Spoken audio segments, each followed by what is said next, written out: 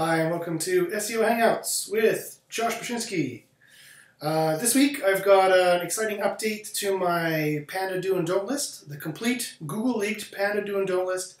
There have been some new leaks, and I've made some new additions, and there's also been some new research into Google patents that have been going on. So I would like to share that with all you fine folks. So without further ado, here's the complete leaked Panda Do and Don't list. Okay, so this is the complete Google leaked Panda Do and Don't list.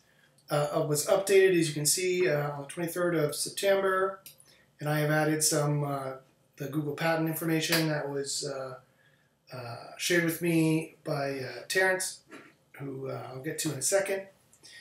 So you can see it at themoralconcept.net/pandalist.html, which is my site. And so the article, because my site's mostly on ethical concepts, but also SEO, I talk a little bit about the ethics of Panda, which is nicely summed up by this political cartoon that this person by the name of Kristen did for me.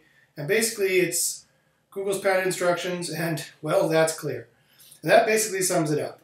Google has obfuscated the rules of Panda on purpose, and the only thing they provided us with up until now was a vague list of questions that are supposed to be helpful but really are not, because they're not actionable in any way, shape, or form. And so I took it upon myself to do research and go back for the last 4 years or so, 3 years, and take a look at every single admission that Google made as to what the Google factors are. Both the high quality factors, what they think are high quality factors, what they think are low quality factors. And so not only have I looked at, so here's the references here, not only have I looked at leaks and references made by John Mueller, but also Matt Cutts, the Quality Raters Guideline, Miley Oye, Zanab, I can't pronounce her last name, ex-Google employee Pedro, Pierre Farr, Michael, and of course I've now added Google patents as well, which were reported to me by Terrence Mace, and I also put a link to his site there where you can get a little bit more information on those patents. So basically, the list comes down into, these are all direct Google leaks. This is all information that is direct from Google that they have leaked in one way or another as to what they think high quality factors are and low quality factors are. And so we can get a much better idea than a list of vague questions. And so basically, I would say that sites would be wise to make sure they have all the high quality factors on their indexed pages. And remember that non-indexed pages do not count towards Panda. John Mueller told us back in 2013. Nor does AdWords or non-Google traffic. He also told us 10 days later in 2013. He also mentioned that on June 6th and March 28th that Panda does crawl pages looking for on-page factors to give it a quality score, not to mention processing web pages based on content quality patent, the processing web pages based on content quality patent, that was the name of the patent, that I'm mostly referencing here. Again, you can see Terrence's site for more information. So you want to make sure you have all the high quality factors on the index pages, and you want none of the low quality factors if you want to avoid or fix any Panda issues. And you really want to go above and beyond. You want to make sure you have all these things going on.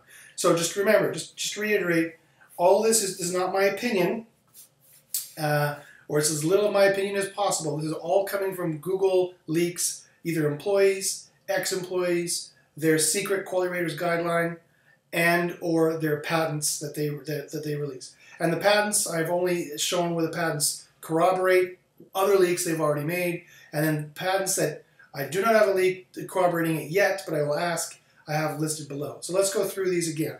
Okay, so the high quality factors in no particular order. Number one is you want to make sure you have good usage metrics showing user satisfaction with your content / presentation. Now, John Mueller has outright denied many times using anything like the analytics bounce rate, quote unquote, but he has also implied strongly that they look at user experience. Not only he has, but Zanab has done so, Miley Oye has done so, and Wiz has done so as well. So I would say user satisfaction is directly important, and they keep implying it is directly tracked. Also, some anecdotal experiments have shown this as well. That Barry, for example, on SE Roundtable, reported on last year, which I would call the changed prices experiment, where a fellow changed his prices. He was getting a lot of bounce back to Google because people didn't like his prices. He lowered his prices, his click-through rate increased, and his bounce back decreased sharply, and he was released in a couple weeks from the next Panda release. So could be correlation, but this is all correlation. All we have to go off of is correlation. And so the only question is, how strong is the correlation, and how many different examples of it do you have? So you would do well to make sure the majority of your visitors are completing the desired task on page. If it's a sign-up page, they're signing up. If it's an information page, they're being informed. And they're satisfied with it, and they're not going back to Google and clicking on the result. Not only that, but this is extremely important in Panda 4.1 as well, which I'm going to be mentioning, that you want to have positive social shares and mentions on social type websites, Twitter, Google+, Facebook, those kinds of things. You also want to have, especially if you're a local site, you want to have positive reviews, 4 out of 5 stars or 8 out of 9 blips or whatever it's going to be, positive reviews on an independent Google verifiable source. If Google can't verify the source, it's not good. So it's got to be Google Plus or Zagat or Yelp or something like that. That is very important for showing that it's a quality site. Not only that, but Google, of course, is a company run by a bunch of academics, so it should not be very surprising at all that for us to learn that they want us to cite our sources. So you want to make sure you have authoritative outlinks in your content, and you want to be citing your sources, where you're getting your information from, places like Wikipedia or things like that. This is what they consider to be a quality site to be, and John Mueller has mentioned something to this effect back in June. Also, Matt Cutts mentioned last year that .com, .net, and .org, the major TLDs, seems to be something of a quality or a trust factor. This could very easily be that just .co, .me, and .us are shown as a low quality trust factor. You know, that's not what Matt Cutts had said or what we've been able to find out, but, you know, any of these could just be the reverse, but I think that this bears out based on what Matt Cutts had said. Next, on the high quality list of things that you want, is you want to make sure you have your address and or contact information clearly listed, and I would even list them on each page. The Quality Raters Guideline was pretty clear that high quality sites have a lot of different kind of upstanding business factors, if you will, upstanding business signals. And this is one of them, that upstanding businesses have their address and their contact information clearly listed, even on each page would be a great idea, in text preferably. Not only that, but on the same kind of idea, that you want to make sure you have a robust About Us information, including a mission statement, a robust company directory, not just a Contact Us page, and other signs of legitimate upstanding business. Again, this is very important, mostly for what they refer to in the Quality Raters Guideline as a YMYL, your money or your life site. That is to say, any kind of site that sells anything or advises anybody on any important matter, including finance or business or health. All those kind of businesses that will take someone's money or will advise someone as to where to spend their money or advise them on health, all those businesses are called your money or your life sites. And remember, that includes law sites, that include plumbing sites, that include any site where you're advising people into major purchases or major life issues, and or taking major life purchases. So I would lean on the side of caution and say that probably more sites than they realize are your money or your life sites. And these sites all want to make sure that they all have many above board business signals, as robust there as they possibly can be. That also includes this one here, robust contact and or customer service information.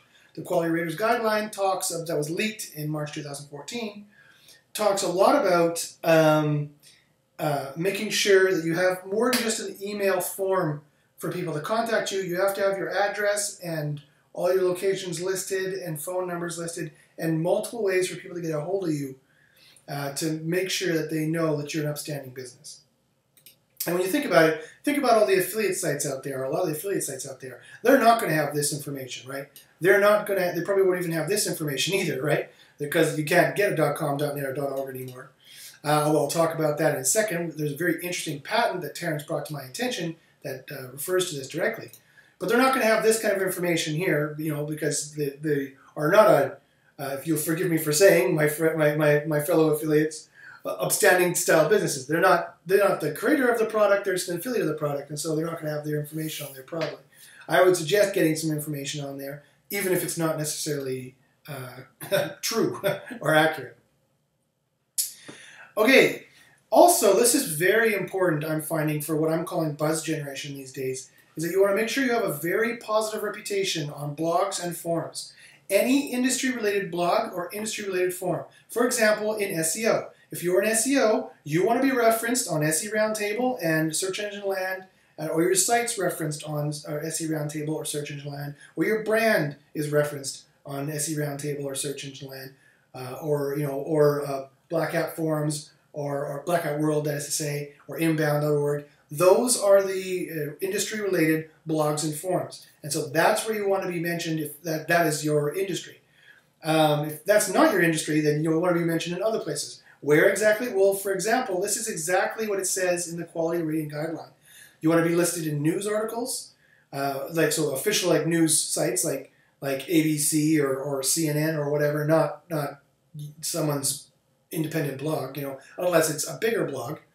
News articles, Wikipedia articles, bigger blog posts, magazine articles, relevant forum discussions, and you want ratings from independent organizations.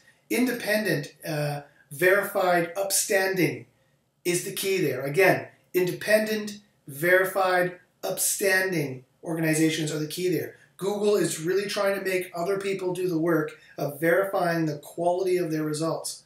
They've always outsourced that. They outsourced it to us for 10 years for links. We made the links, and that was a third-party verification that whatever we were linking to was something of good quality. Now they want to make sure that these other moderated forums and moderated blogs and moderated, upstanding, verified sources are saying that something is good, and they're vouching for you. If they're not vouching for you, this is a problem. And places like that can be Yelp, the Better Business Bureau, Amazon, and even Google products. And this is, again, I didn't make this up. This is directly from the Quality Raters Guideline. So I would make sure you're getting stuff in the right place. You're getting the right buzz generated in the right areas. How do you do that? Well, two parts. One, make something awesome. Two, get people to awesomely talk about how you made something awesome. So one, you have to have something that's interesting. Two, you have to have people go out there and tell people there's something interesting going on here and get that buzz generated. Okay, 10, on the same kind of topic, you want topical experts referencing your site, both on web and social. So remember, entity search is what Google is doing these days, and they know that Josh Bachynski, myself, has the website, themoralconcept.net, and I frequently post on Twitter. They know that's my social platform of choice because I frequently post on it. Even though I have just as many followers on Google Plus as I do on Twitter, I interact on Twitter all the time. And they know this. I've shown this in my case studies, how they bring this up, and they show this in their search results. So they're tracking what experts are talking about. And an expert is kind of like a website, if you will. Just like there could be a website, you know, inbound.org, which is on inbound marketing or on those kinds of topics. You can have experts in Twitter who they know are experts in SEO or they know they're experts in inbound marketing, and their mentions, I argue, are just as important, and also the Quality Raters Guideline argues are just as important. So, as I said, it's not just about having important topical pages that reference you positively, but also the important topical people who do, and the amount who do. Remember, if you have 1,000 general enthusiasts talking about you, that's probably just as good, if not better, than one major person with 10,000 followers talking about you. Because this is an aggregate, I think this is an aggregate signal, and I call this enthusiast rank. Okay. Number 11, you want to make sure you have your date information on every page, including most especially a last updated, like I did above up here. It's updated. Google directly scrapes this, by the way, and puts this in their search results. They know when I've updated it. You want to make sure that you have the last updated, and it has to be kept current, including the copyright. It's very interesting from the Quality Raters Guideline. It's including the copyright information. If it's 2014, it should say copyright 2014. This apparently, as far as they're concerned, is a signal, another signal of a high quality site. So if you have these things, these would be check marks in the high quality column for you. That would hopefully balance out the low quality stuff. Because that's basically, as far as we can tell, John Mueller has leaked, this is how Panda works. There's a high quality list check marks, and there's a low quality list check marks. And if you have too many check marks on the low quality side, I don't know how many strikes you need. 3 strikes are out, 2 strikes are out, I don't know. But they seem to balance off each other, and if after Google crawls your site, if they found too much stuff, you will be scheduled for demotion on the next Panda release. And you'll stay there until you fix it, and then they'll crawl it and find that out eventually, maybe, and then release it. Okay, you want to make sure this is very important as well. You want to make sure there's a clear difference in your design between the main content and the supplemental content. Your supplemental content is your footer, or your sidebar, or your footer. That has to be clearly different from the main content. This also ties into another stuff that I'm going to talk about in a second there below on the low quality list. And last but not least, they did mention in the Quality Raters Guideline that another signal of a high quality site, they have a long-standing domain name with a long-standing public domain registration. Now, this was mentioned in the Quality Raters Guideline, so I put it here. I recently asked John Mueller about it on August 25th, and he denied it being a ranking factor, quote unquote, as far as he knows. However, I still leave it here in the list because he may not know every little detail. If he specifically says, yes, this is the way it works, then I'll pay more attention than if he says, I don't know. He says, I don't know if this is the way it works. He doesn't think so, but he doesn't know every little detail. So it still wouldn't be a bad idea to get this if you can. Again, I would not, just out of general principle, pay thousands of dollars for an existing domain name. If that's one of the reasons why you'd be doing it, I would always go with a new domain name because you never know what baggage is with an existing domain name. So I would never buy a domain name to satisfy this speculation on my part. But the Quality Raters Guideline, is pretty much the Panda Manifesto. It is the Panda Manual. It reads like a complete manifesto of how to get the machine learners to train Panda. And so, I'm going to keep this on the list here. But quite frankly, again, I'm not going to hurt anybody with this because, again, you shouldn't go and buy a domain name just because you want, for any reason, not the least of which because you want to get a long-standing domain name, that kind of thing. Okay, so here's some more rampant speculation about other possible high-quality factors. For example, you want to make sure you're testing your shopping cart for efficiency and ease of use. This was mentioned directly in the Quality Rater Guideline. They said, they're telling the quality raters, if you want to fully test to make sure if a site is high quality, you should try the shopping cart out. See if it gives back an error. See if it actually loads or if it's easy to use. So it's not that hard to imagine them getting the algorithm, the Googlebot, which is just a stripped-down version of Chrome without a visual interface, to actually try clicking on the shopping cart to see if it loads. It's not hard to imagine them just throwing that into the algorithm to see if that happens. So I have not been able to get an independent Google confirmation for this yet, so it's just in the Quality Raters Guideline, so I'll leave it here.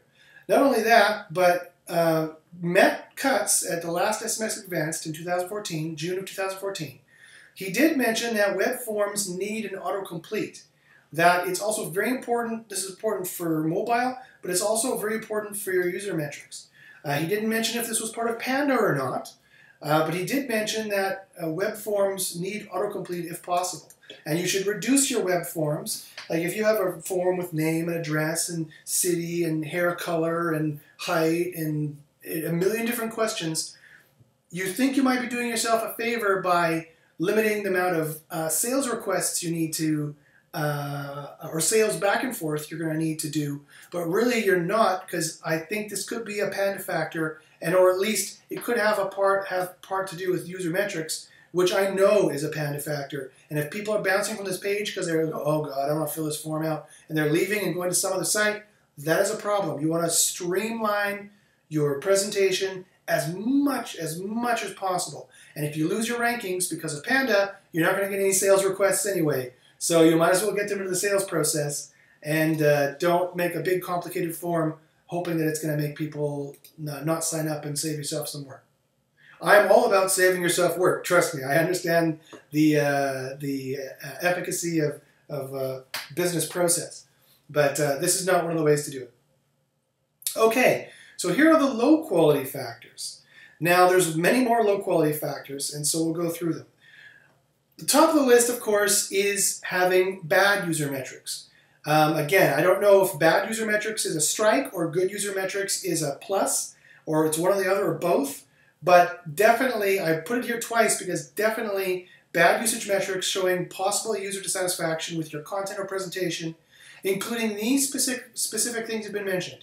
Speed, user interface, white space or a lack thereof was mentioned in Quality Rater's Guideline, too many options, bad or thin or poorly written content, didn't answer their problem, question or question fast enough or good enough. Again, you want to make sure you answer the question both fast and well, completely satisfactorily.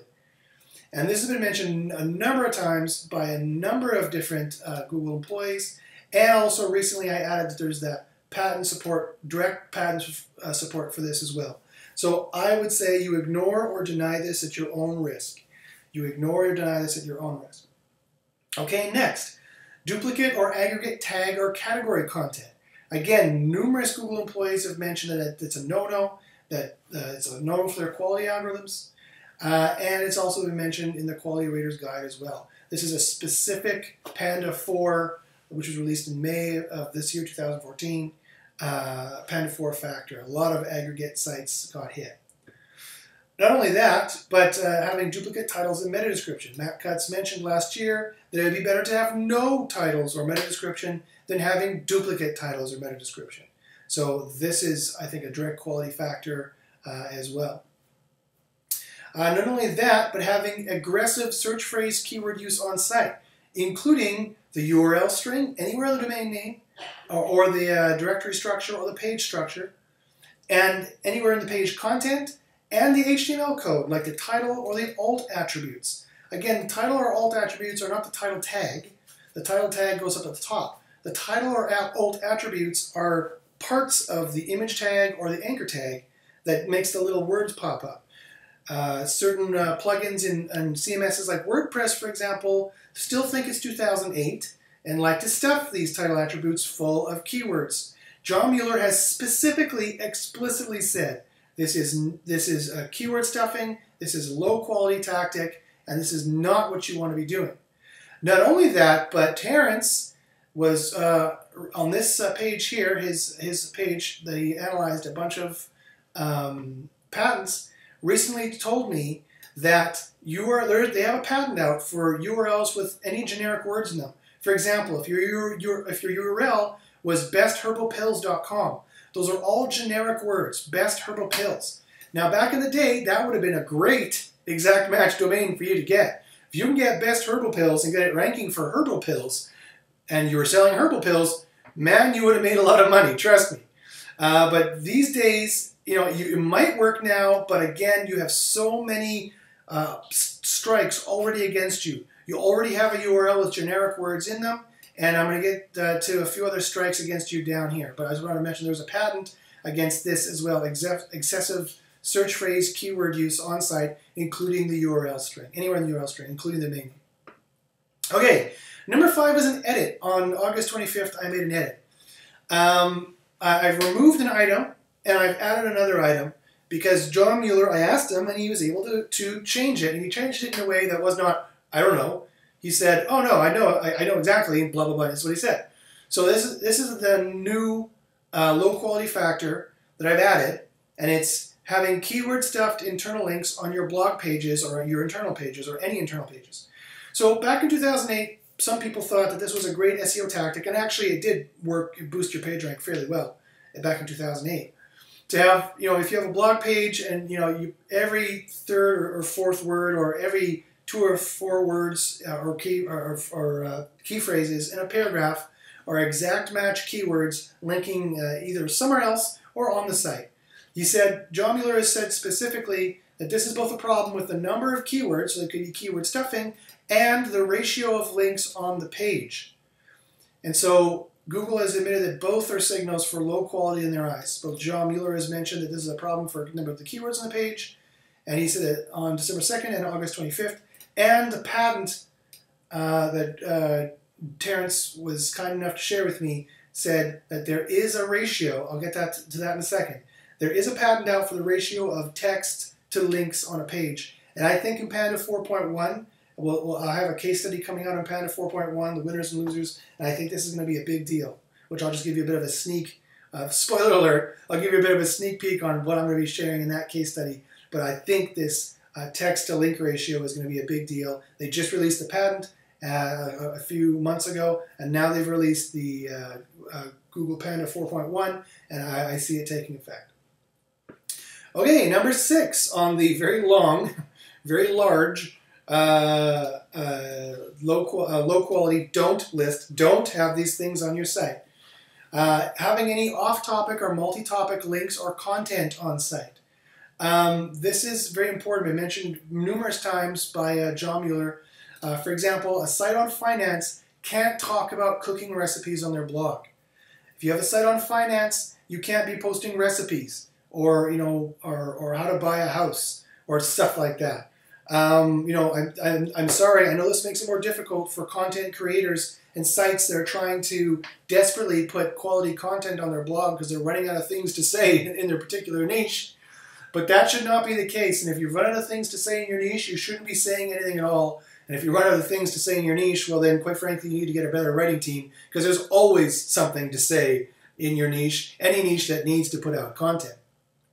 So this confuses Google's algorithms, and this makes it look like a spam blog, because spam blogs, and it's not your fault, it's the spam blog's fault, because for years we've been making spam blogs in our private blog networks, or just using sites like using tools like SENuke to just auto post whatever article to any article directory or article sites on various topics, and that's a direct no-no now. You can't have that. It screams to Google spam, and quite frankly, it's not really going to help them understand and build your authority for your topic. If your topic is finance, then all of your stuff should be generally finance related. It could be stocks, it could be help on personal finances. As long as it's generally finance related, that's fine. If you want to have different content, you can, but you might want to have it on a separate subdomain. John Mueller specifically said that. Have it in a separate subdomain or no index it, if you like. If people like it, great, but you should probably no index it to make sure that Google's not getting confused as to what your site is about. Okay, clone sites. Speaking of which, clone sites are a very strong Panda factor. Don't forget that Google will automatically canonicalize, that is to say, automatically 301 any sufficiently identical sites all to a single site or to a single page, any sufficiently identical pages to a single page, whether you want them to or not. Again, Barry reported on that because John Mueller specifically mentioned it. So you don't want to have clone pages or doorway pages, that I'll mention in a second, or clone sites like Plumbing New York, Best Plumbing New York, My Plumbing New York, which are all the same design and pointing to the same site or linking to the same site or not, or owned by the same company. If Google can detect that, they will concatenate them, and it is a factor for Panda. John Mueller has mentioned it is a quality factor. He mentioned it specifically on March 10th in 2014, this year. Here's another interesting one, is that the Quality Raters Guideline, John Mueller, and also the New Scientist reported on this as well. Google has a knowledge vault, which has, at current date, reportedly 1.6 billion facts. They know how tall Barack Obama is and what his ethnicity is and what his eye color is. You do not want to have a site that has old or outdated or mistaken facts or information. If it's an information site, they will pandify you for this. Don't think it's so outlandish for them to be able to tell. Of course, more complex facts, they're not going to be able to tell. But for the simple facts, you do not want to have old or outdated mistaken facts or information. This could be a problem that I could very easily see them. They already have an algorithm that can tell when facts are correct because of aggregate information. So they can also tell what sites are probably incorrect by aggregate information because they statistically diametrically opposed. To 100 sites say Barack Obama is the first black president, one site says he's the first white president. They're going to know that other site is wrong, right? Not only this, but it could also be a user dissatisfaction issue. And it was something that the Quality Raters Guideline told them to go and specifically check for. If those raters are specifically going to check for it, you know that they're going to use that information. They're not affecting the SERPs directly, so they have to make an algorithm to take advantage of that. They have to. Again, the quality raters are not directly affecting the search engine results. Therefore, if they bother to ask the quality raters to do it, any of this stuff that I found here, you know they're writing an algorithm to detect it. Otherwise, there's no point in asking them to do it. That's what the quality raters do. They machine learn Panda. They train the algorithms. Okay. Next is you don't want to have any garbage text, single sentence pages, spun text, bad construction, or bad spelling or grammar, or written like English as a second language. Someone who obviously doesn't know how to write English because it looks like spun text, or bad search result pages, or errors on page, anything like that. They've mentioned a number of times that this is a low quality factor. You don't want to have anything like that. And also some patents came out which expanded this list, what I'll talk about in a second. Also, you do not want to make a made-for-ad site where the users quickly click on your 50% plus ads above the fold and go to some other site. This is going to be a major factor for Panda 4.1. I already thought it was built into Panda as part of the page layout algorithm. The PLA was brought into Panda in January of 2012, if I remember correctly. So the page layout algorithm is part of Panda. So that's already an issue for their quality algorithms, but it's going to be even more important, I think, for Panda 4.1, which I'll mention in my case study in a little bit. Okay, next is the list goes on and on of bad factors. You do not want to have excessive or non-useful 404, 500 level errors, or any PHP or MySQL errors. If 20 or 30% of your URLs that Google thinks exist, whether you think they exist or not, remember Google is going to crawl these pages. You do not want to have a non-useful 404 page, that's to say just like an Apache error 404 or an Apache error 500 or any PHP or MySQL errors. Any raw kind of error page, this is both John Mueller has mentioned this is a low quality factor, and the Quality Raters Guideline has mentioned this is a low quality factor. Not only this, but you want your main content, that is to say, you do not want your main content or the purpose of the page to be below the fold.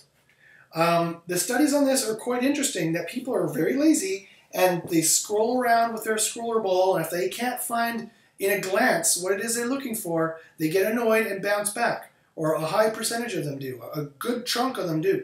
So you do not want the main content or the purpose of the page below the fold. You want to make sure they can see the purpose of the page, or at least the title, or they can get a sense of what, they have a glimpse of hope that what they're looking for is somewhere on this page.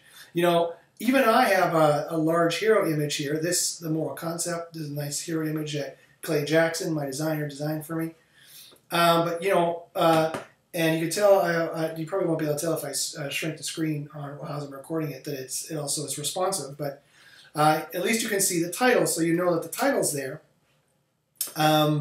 You don't want to have a really huge hero image, only if it adds to the purpose of the page.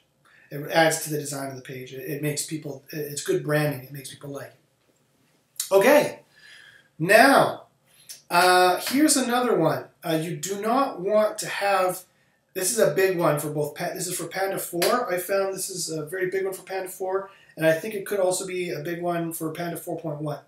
You do not want, and the Quality Raters Guideline went on for a long time about this, and this is a controversial one, so pay attention. You do not want excessive or unmarked or deceptive or interstitial, that is to say a pop-up or in between the text, ads or pop-ups coming up that break the user, that distract the user from the main content. You can't have any ads that distract the user from the main content. So that means excessive above the fold or excessive all over the place. You've seen those pages that have an ad here, an ad here, an ad here. They have an ad in the middle of the content. You can't do that. That is a major Panda factor. Google, I know it makes you more money, but Google, it looks spammy, it annoys people, and Google has noticed this, or at least it annoys Google, and it is a strike in the Panda column. Now, I'm just going to break here for a moment and say, someone asked, well, what do you mean I can't do that, Josh? That's how I make my money on my site. My answer is, okay, well, as long as you don't have any other thing on this list, and you have all the good things on the good list, as long as you have all of these and nothing else of these except for one, well, fine, you're probably fine, right? Depending on your user metrics. And sometimes you can get hit by Panda and sometimes you're not. And people wonder, how can that be? My website hasn't changed, but sometimes I'm hit by iterations of Panda, not new algos, just iterations, monthly releases of Panda, and sometimes I'm not. And I say, well, that's because the user metrics are changing. Whenever I look in their analytics, I can show, look, your user dissatisfaction went up, and that's why you're hit by Panda. And then it went down, sorry, the bounce rate or whatever went up, the user dissatisfaction got worse, let me put it that way, and you got hit by Panda. User satisfaction got better, and then you got out of Panda. And so this is the reason why you can get hit or not hit for Panda. Okay, anyway, so again, you want to make sure you have as few of these as possible on your site. If you want to escape from Panda, you have to get rid of all of these. You have to go above and beyond to make sure you're squeaky clean. Because then once you've cleaned all these off and you know you're squeaky clean here and you're still not getting out, then you have to look at other things to do. You have to look at whether it was Penguin or links or speed, or some other kind of technical issue on the site. That's how we do troubleshooting for SEO. Okay, it's not about doing little things and holding your breath for 6 months. It's about doing major things, making sure everything on this list is not a factor for you. And then if you still don't get out on the next Panda, then we make sure that links or Penguin or whatever are not a problem. Or payday loans, because they don't always tell you when they release these things. Okay, now, another thing you want to make sure you don't have is a bad reputation on these independent sites. This is mentioned a number of times. The Quality Raters Guideline, there's also the bad merchant algorithm that Search Engine Land reported on March 9th. So you want to make sure that places like the Better Business Bureau, Wikipedia, Scam Report, whatever, all those kinds of sites don't have a bad reputation about you, because this is a Panda factor, and I have seen this before. In fact, this could also be a major factor in Panda 4.1 after I did my research on the winners and losers, which that case study I will share in a week or two. Also, you do not want to block Googlebot from your on-site CSS or JavaScript. That is important for design. Miley Oye has mentioned this a bunch of times. The Wiz and his webmaster team has mentioned this a bunch of times. And John Mueller has mentioned this a bunch of times. You know when they're all mentioning it and saying the same thing, that this is a big deal, and they make a Webmaster Tools tool specifically for this, you know that it's a big deal. So you can't block Googlebot from your on-site CSS or JS, especially if that on-site CSS or JS is important for your design. If it's not, well, then it's not such an issue. But that is what looks like a quality factor as far as they're concerned, and it was definitely looked like it was part of Panda 4. Yoast put a major SEO experiment out for that. Okay, now here's another thing. You want your main content to be good, but also your supplemental or your sidebar content has to be good too. It cannot be useless or distracting. This is, or so says the Quality Raters Guideline, this is especially true for your money or your life type sites. You have to have useful supplemental content, which is your actual top pages or actual information that those people are actually going to find useful and interesting.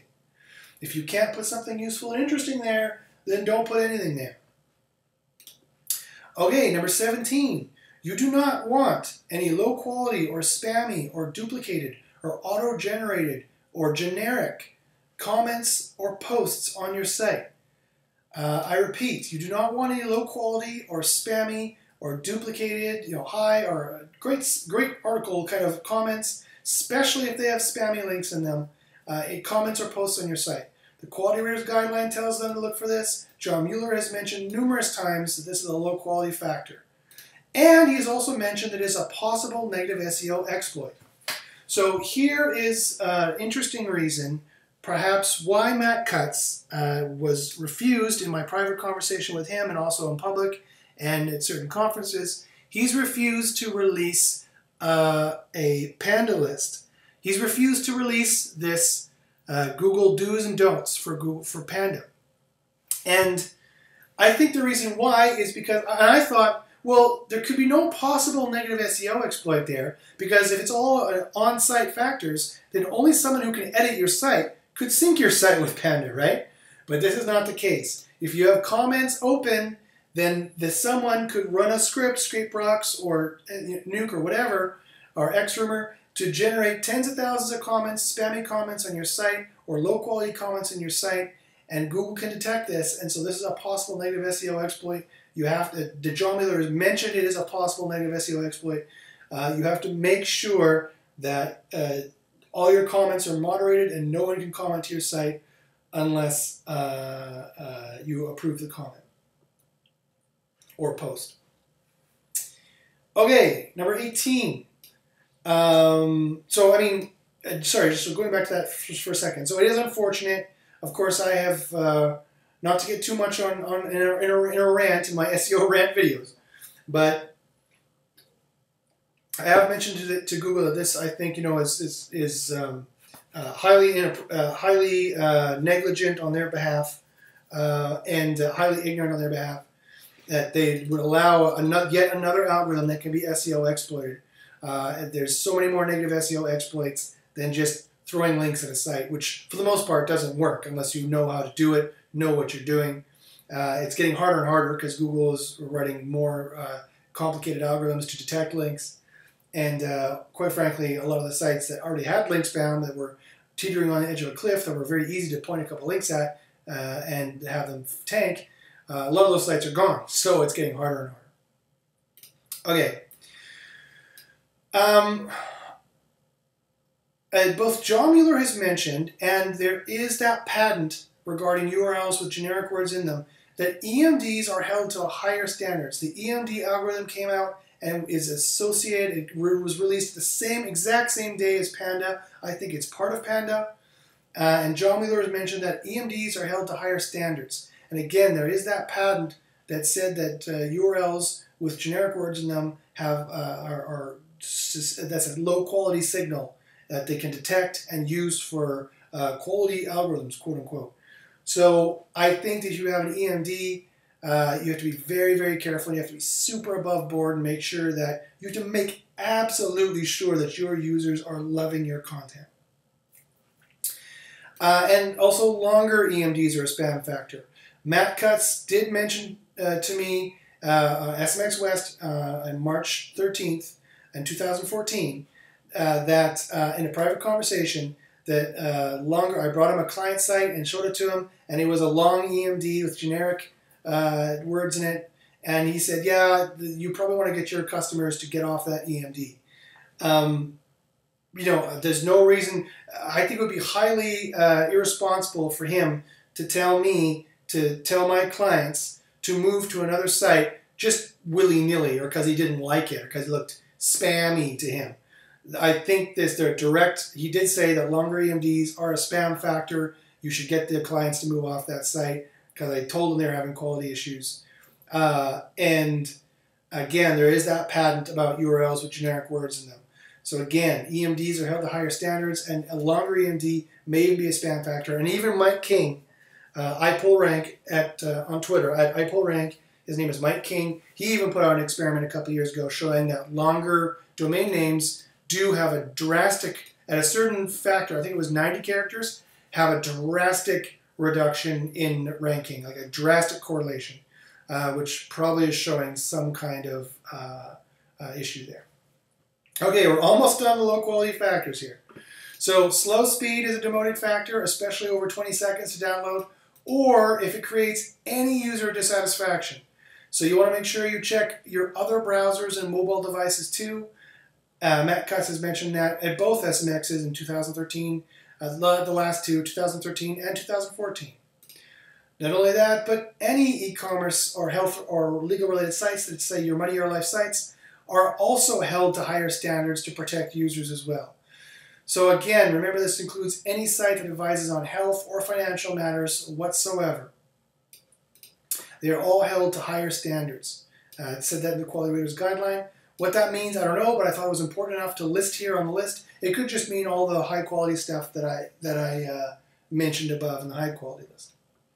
And it could also mean this too, that you do not want your reading level to be too low for your money or life site. People assume, even though the reading level in the general United States is so statistically low, I don't mean to be insulting, but that is a statistical fact, that the reading level in the States is quite low, generally speaking. Even though that is the case, people still expect some professional language or some sophisticated language or technical language on your money or your life sites. If you go to a lawyer site, you expect it to read like a lawyer site. You go to Mayo, or clinic or site or WebMD, you expect it to read like a doctor's site, and it should be almost difficult to understand because so you know that they have the right concepts and they know what they're talking about. Anyway, at any rate, here's an example from the Quality Raters Guideline of what they said, and it's a very telling example of what they said is an example of low quality writing, and it's jilted or simple or obvious, like this. Pandas eat bamboo. Pandas eat a lot of bamboo. That's the best food for a panda bear. I think that's a very telling admission in a number of ways, not the least of which they used the animal panda in their example. I don't think that's a coincidence. But I think, and remember, Google has algorithms to detect this. You can select your search results already by reading level. And so I think that it's quite plausible that this is part of Panda as well. Okay, only 3 left. You do not want to have any broken links, images that don't load, site is not maintained, or pages that appear to be abandoned. This was mentioned specifically as a direct low quality factor in the Quality Raters Guideline, and there is also a patent to this effect as well that I'll be mentioning in a second. Also, you do not want to have the Quality Raters Guideline was extremely negative against any affiliate sites. And John Mueller has been extremely negative against any affiliate sites. He's basically said in a help desk hangout where Wiz was there right after Matt Cutts went on indefinite leave, and Wiz joined the help desk hangouts and was asked about affiliate sites. John Mueller made kind of a snide remark, comment, that any affiliate site is essentially a spammy site as far as they're concerned. Be that as it may, he and Pierre Farr did mention last year, and the Quality Raters Guideline did mention, that if you have any affiliate or monetized links or sneaky redirects to affiliate sites that are not no-follow, they have to tell us to no-follow them, or at least cloak so they can't even tell that it's a link. You're doing some kind of JavaScript redirect there or something along those lines.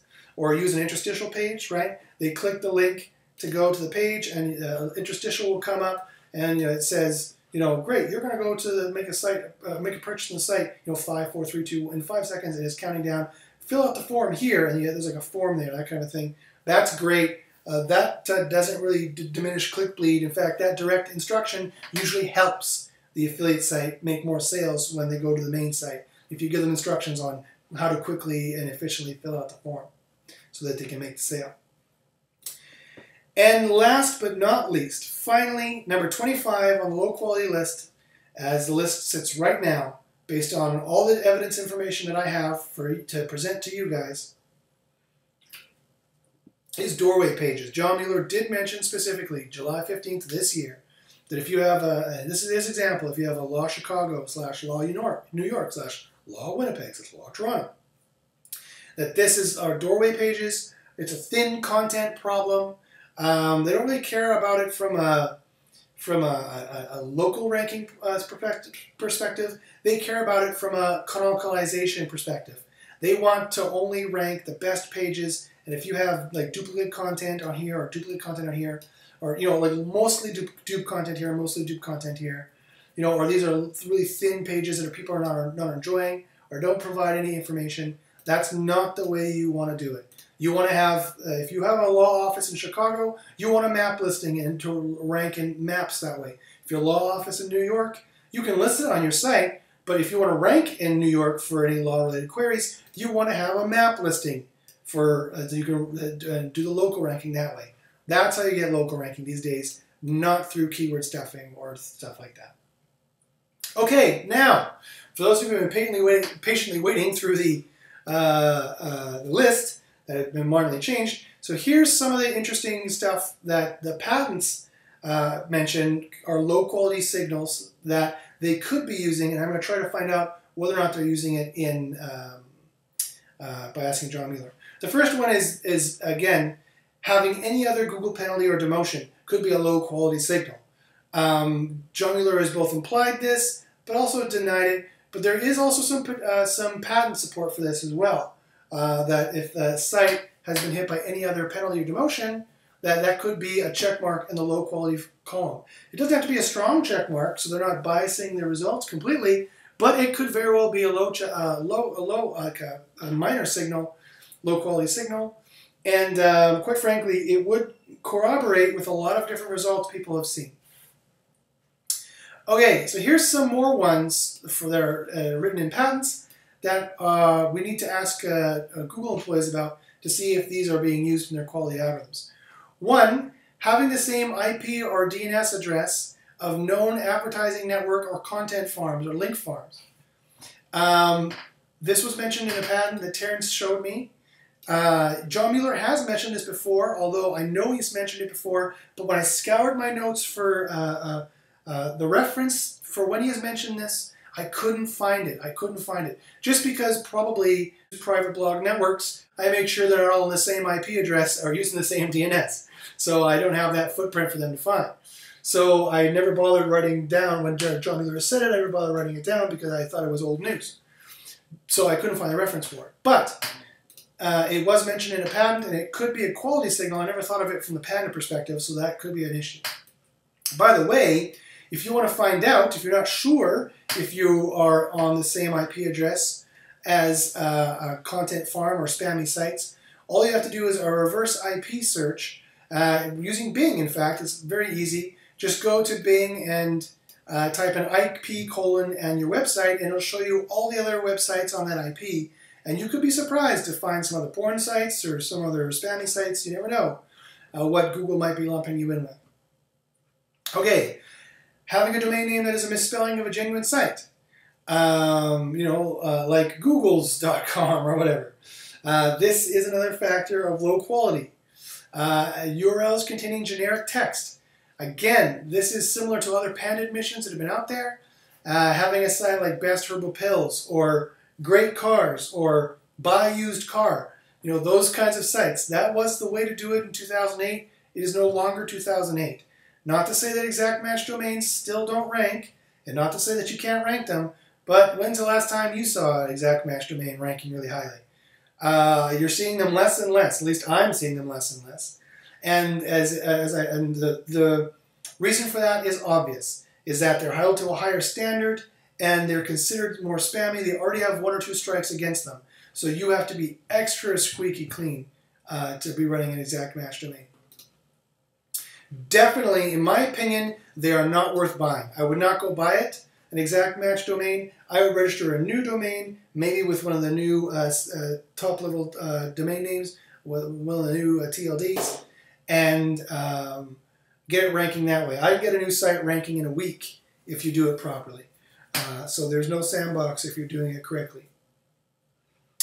Okay, but it takes incredible planning. It takes a lot of planning. SEO is mostly strategic these days, not tactical. It takes a lot of planning to be able to rank a site in a week. You have to do it properly, you have to plan it properly, then you have to execute on it properly. Okay, here's another one. The inclusion of certain text strings on a page. The examples are domain is for sale, or buy this domain, or this page is parked, but there are likely others. So that was in the patent, that's a low quality signal. I mean, we already know that Google is searching for this in some way. In a park domain, they're going to remove it from their SERP really fast. And remember, this is a potential negative SEO exploit. You have to watch your user-generated content. That those generic comments you're putting on there also don't say, domain is for sale, or buy this domain, or this page is parked. Because Google's Googlebot might not be smart enough. And now, I know people were using this as a negative SEO exploit for years. People have used it. I don't know if it still works. Hopefully Google has closed that loophole, but I'm not sure because I haven't tested it recently. So I thought I would put it here just for you to be careful, to watch out for that. And last but not least, here's a very important one, and I think it's going to be exceedingly important for Panda 4.1. And it's the proportion, the low quality signal is this. The proportion of various types of content on the page expressed as a ratio and compared to other known high-quality pages. So, for example, the example that they give in the patent that Terrence showed me was a web page is providing 99% hyperlinks and 1% plain text. Those kinds of pages are more likely to be low-quality pages than a page providing 50% hyperlinks and 50% plain text. So, but there are likely a number of different content types that could be examined in this manner. For example, like pages that actually have text versus images, right? Or too many images versus text. So this it could definitely be an issue. I'm seeing this over and over again for Panda 4.1, which I'll show in my case study I'll do on that in a couple weeks. Maybe even next week. I don't know. We'll see how I feel. You have to watch out for this on thin e-commerce product pages. It's not that unsurprising to have a single sentence e-commerce product page with a bunch of other links to other pages on it. Or obviously site links pages, which Google has mentioned a number of times. You shouldn't have sitemaps anymore on your site. You shouldn't have site links pages on your site. What I mean by that is an HTML sitemap or like links page. You shouldn't have a links page anymore. Those should definitely be no indexed, and you can follow them if you want to pass the page rank through. They should be no indexed, so it's not counted in the Panda algorithm. So, any of those above patent leaks that we were able to dig out, thank you very much, Terrence, for sharing that. He's a great Google patent researcher, probably my favorite one out there, because he makes it interesting and he does really good research. Bill Slosky, of course, is another really good one as well. Any of that stuff from the Google patents leaks that he got, any of that could very well be scored in the Panda algorithm as well, or other quality algorithms. We just won't know until we ask John Mueller. So anyway, thanks very much for watching. Again, this has been my complete Google leaked Google Panda do and don't list. You want to make sure that you have as many of the high quality factors as possible here, and you want to make sure that you have none of the low quality factors. Even if one or two of these factors are not actually a part of Panda, that doesn't matter, because it's still going to make your website better. It's still going to make you have a better website if you follow those factors. So I would go ahead and do it, and I think it's a good thing to do. So thanks for paying attention, and I keep watching, coming back to my page. I'll keep making updates as I learn. I'll keep asking Google. I'll keep pressing Google to tell us what these factors are. I challenge Google to publish a better do and don't list. I challenge Google to contradict any of these factors. It'd only be the ethical thing to do if they would tell us actually what was part of their Panda algorithm. And the only result is that we would make better fricking websites. So thanks for watching, and good luck in this.